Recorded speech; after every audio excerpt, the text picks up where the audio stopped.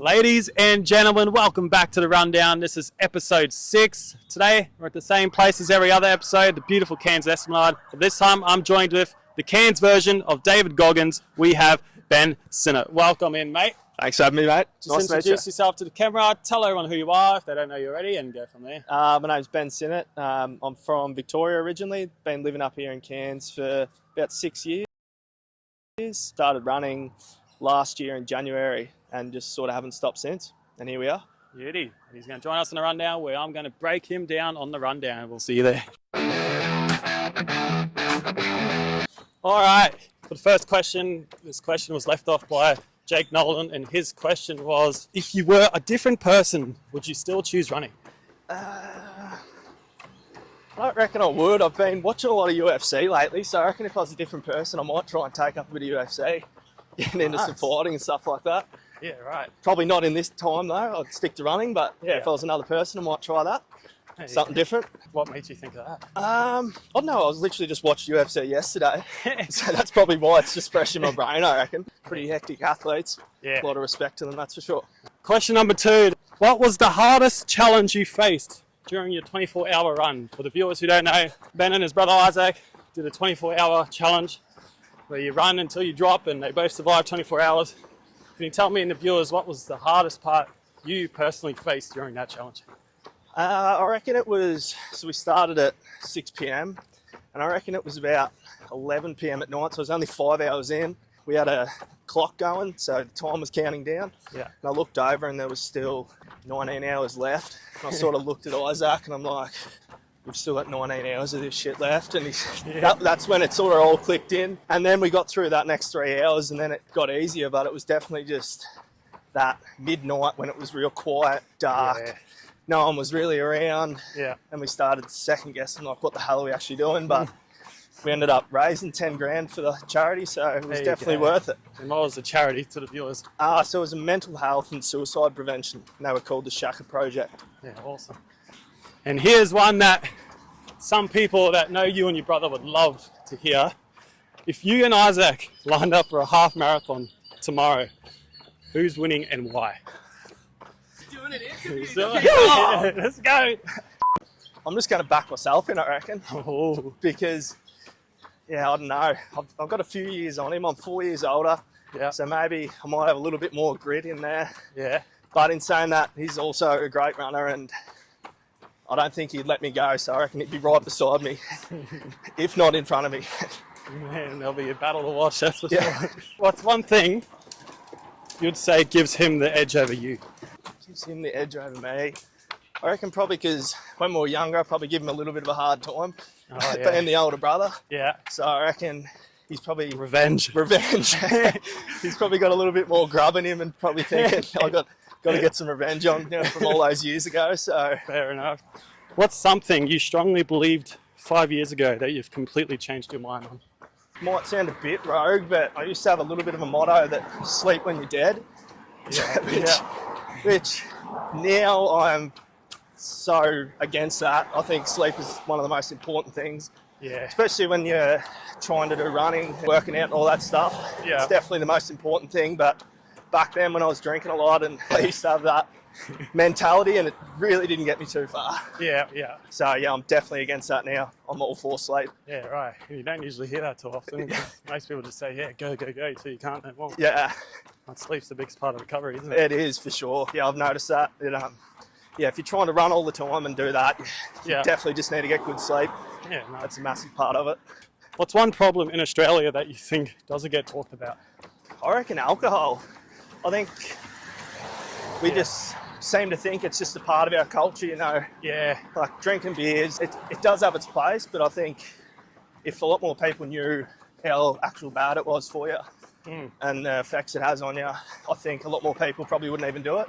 Yeah, that's right. In my opinion. I mean, last year I had 6 months off, and this year I've just pretty much ticked over 6 months off. Yeah. And it's probably the reason why I can run every day. Yeah. Go to the gym every day. Yeah. Feel so good all the time. Yeah. Get good sleep, and that's one thing. Do you feel like that loses your social aspect in life, since everything social nowadays is mostly alcohol involved? It sort of does, but I guess now my social would be going for a run like with you, or Yeah. finding a few mates, going for a run, getting some breakfast in the morning, going to the Ironman, just getting around that sort of scene. Yeah. So I guess I've just changed my social settings. It rules out the negative social and brings in the positive Exactly right. That is 100% correct. social. When was the last time you genuinely wanted to quit? Quit running or just quit in general? I reckon at the start of the year I got an abscess on like the bottom of my leg from cycling, Yeah. and it was very, very painful. I just fought through the pain and actually had to have a couple of days off running, and that's when I sort of was Doubting. up against it. Yeah, doubting, exactly. But then I got on the antibiotics, cleared it up, and then I was back into it, and I was like, that was stupid thinking. Too much pain that was making me think otherwise. Yeah. And maybe because you were new to the whole scene, where if this happened to you now, you would just smash it and get Exactly back to running right, straight away. 100%. Yeah, couldn't agree more. Speaking on that topic, what's a weakness you're still trying to conquer? I think in terms of running, it's definitely speed work. I'm still trying to get better at that, and finding, just pushing myself more. Like, I feel like you would know when you're running fast and trying to run fast, there's a voice in your head saying, slow down, you can't, you need to slow down, you can't have your heart rate up this long. And I'm just battling, and I'm getting better at it, but just pushing through that, like, no, you can do it. Yeah. Because when you get to the end of it, you feel so good after it. Yeah. For someone hearing about Exert Fitness for the first time, what's the mission behind it? So our slogan is just show up. I guess it's just built around literally just showing up. Like, that's what we sort of done from the very start of last year. It was just every day, just getting up, no matter how bad we failed or how sore, and just getting into it and working out and running. And then, you just realise that just showing up every day gets you more progress than having days off when you feel a little bit tired or a little bit sore, or if it's wet outside, or all these excuses that we seem to give ourselves. Yeah. If you can push through those, you will see progress that you never thought was possible. I've noticed that in some of the runs I've done. There you go. Setting out to run a sub-18 5K around the track. I did not think I'd be able to do that, and when I went there and done it, I was like, true, maybe I can do a lot more than what I think. So that's gives right. you confidence. If everything goes to plan, where do you see Exert Fitness in the next 5 years? Hopefully it'd be a global brand where we would be sponsoring athletes from all over the world. We've got a guy that plays cricket who's sort of getting involved. We've got people that are in the gym that are getting involved. Nice. From overseas. So that's pretty much what we're sort of hoping. So you're doing it now, but in 5 years you're hoping it's like bigger scale. Yeah. We're actually profiting a lot more from it. Yeah. Because at the minute, like, we're sort of just making ends meet. We're not really profiting from it. We're just trying to build it out, surviving. So we're just going to keep hammering it, and hopefully it pays off. Back to the marathon topic. If the marathon was this weekend, how close do you think you'd be to breaking sub 250? I reckon I would be very close. I've got full confidence. I think if I done a proper taper and actually let my legs rest for a couple of days instead of just running every day like I do, I think it'd benefit me a lot. And if I proper carb loaded, done all the recovery required, and went to the race fresh, I reckon I could definitely do it. Yeah. Sometimes the self-belief is probably bigger than what I might be capable of, but I believe that if you got self-belief, anything is possible for sure. That's right, 100%. What's currently standing between you and your sub 250 goal? Definitely speed. So I've been incorporating that into my running a lot more now. Yeah. I want to get to the track over the next couple of weeks. Yeah. Just do some sprint work. Yeah. So I've seen some of your sessions, and that stuff inspires me. I'm like, I need to do that. Yeah. Because it definitely helps with being able to hold a fast pace for a longer distance. 100%. So that's the plan over the next, got 4 weeks till it comes up. Yeah. So 2 weeks of speed work and then start tapering then. You excited? Definitely. Very excited. It's my first actual official race. Yeah. Wow. Last year I did Smurfs. Backyard Ultra. Yeah. How many laps did you get in that? 15. So that was only like 8 months into the running journey or whatever. Yeah. Or 10 months if it's in October. Yeah. And that sort of gave me a little bit of self-belief, like, maybe I can actually do a lot more than what I think. Yeah, that's right. I'm going to give you the opportunity to ask me any question you've previously thought of or that you've just come up with. What inspired you to start your own business? Oh, that's a good one. Because most of the time it's always running related. Yeah. Honestly, my 4-year apprenticeship wasn't the best. I always just thought I hated my job and I didn't want to do it ever again. And then I started doing jobs like solo, being on the job, so I actually didn't mind the work. I just didn't like the people I worked with. So Yep, that makes sense. I was very thankful for my boss. He looked after me during it and he let me go like 2 months early and said, you love the work, so you should go and start your own business in Cairns, where there's more work for you. That's awesome. And yeah, so I got my ticket and started my own business, and very scared. Well, I had to learn a lot of things, still learning things now. Yep. There's been times people haven't paid me. There's been times where, you know, there's been issues. There's been great moments, but I just seem to love all of it, and just the freedom of time is the best part about it. Yep. Yeah, I honestly think I'll do it forever. For the final question, what's the biggest excuse you've successfully eliminated from your life? Probably the weather, I think. I used to I remember when I first started this running journey, it was sort of in the wet season. And it was just pissing down rain for weeks on end. Yeah. And it'd be so easy just to look out and be like, oh, it's too wet, I'm not doing it. But I just overcome that and I'm like, no, we're doing it. And then the winter come around and it was the same. You get miserable mornings and you could easily look out and be like, nah, I'm not doing it today. But it was like, no, we're doing it. Rain, hail or shine.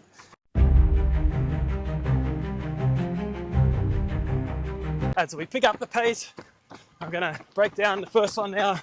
What's a goal you haven't told many people about yet? Probably Smurfs Backyard Ultra. I would love to get 24 hours plus in that. Oh, yeah. That is definitely one that I will be given everything to do. Yeah. And I know there's going to be some stiff competition there.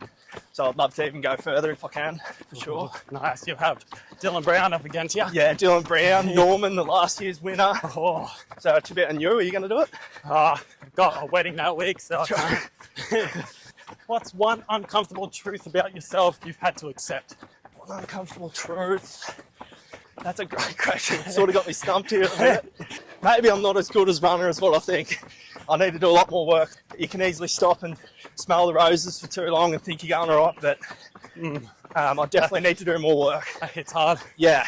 Like you think you're doing so well. Yep. But then you tell yourself you're not. Yep. Yeah, you sort of need to push yourself a bit more than what I think I'm. I think I'm pushing myself hard, but I could definitely push harder. For question 3, if everything you've built disappeared tomorrow, what would you do next?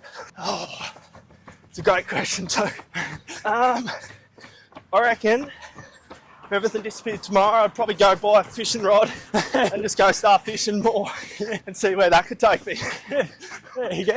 I wouldn't go back to being a chippy, that's for sure. And for the final question, what scares you more, failure or wasted potential? Definitely wasted potential. I think a big part of succeeding is failing. Yeah. Set massive goals. If you fail, but if you put the big dreams out there, you can definitely hit them. Failure is going to come at some point. Yeah. There you go. Whew. All right, that was the rundown, episode 6. We held the surge pretty well. I've seen Ben struggle a bit with his questions there, but we got him in for the next question he's got. Hopefully, it's his brother, Isaac. If you're watching, mate, you're next, so you better be here because he's got the next question for you. So what's your question for Isaac? If you could do any race in any part of the world, what would it be and why? There you go. See, pressure's on you, mate. Better get here, bud. Before the outro, I just want to give Ben a voice, talk about anything that he's going through or just anything coming up, what's been going on in his life. Pretty much the biggest thing in my life at the minute is just Exert Fitness, which is the shirt and shorts I'm wearing now. Yeah, as I mentioned in the rundown anyway, we're a fitness brand, trying to get athletes and stuff like that involved and just trying to build our social media and that sort of thing. Yeah, go have a look at that. Cheers. Till next time, guys. Thanks for watching. Thanks for coming, mate. Thanks, brother. Thank Cheers you. for Good having luck me. for your marathon. We got secret podium right here. Ben Sinot. Thank you. Let's go.